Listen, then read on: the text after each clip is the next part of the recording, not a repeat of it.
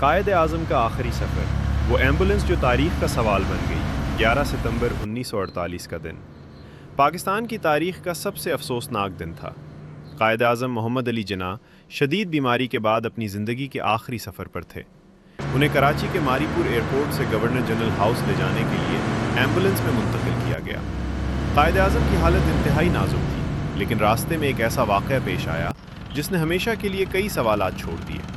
کچھ ہی فاصلے پر پہنچنے کے بعد ایمبولنس اچانک خراب ہو گئی۔ شدید گرمی میں قائد اعظم اسی ایمبولنس میں موجود رہے۔ فاطمہ جناح اور عملہ پریشانی میں متبادل گاڑی کا انتظار کرتے رہے۔ آخرکار دوسری ایمبولنس کا انتظام کیا گیا اور قائد اعظم کو گورنر جنرل ہاؤس پہنچایا گیا، لیکن اس وقت تک ان کی حالت مزید بگڑ چکی تھی۔ اسی رات تقریباً 10:20 پر قائد اعظم محمد علی جناح انتقال کر گئے۔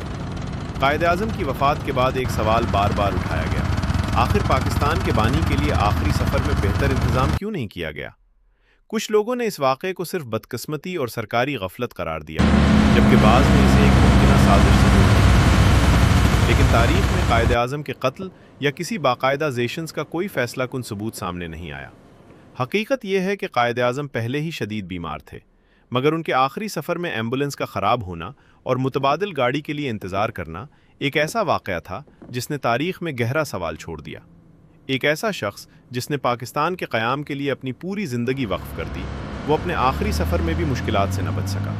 اور شاید اسی لیے قائد اعظم کا آخری سفر آج بھی صرف ایک سفر نہیں، بلکہ ایک ایسا تاریخی واقعہ ہے جسے یاد کرتے ہوئے ہر پاکستانی کے ذہن میں ایک سوال ضرور آتا ہے: کیا یہ صرف ایک بدقسمت حادثہ تھا، یا ہماری تاریخ میں اس سے بھی زیادہ کچھ چھپا ہوا ہے؟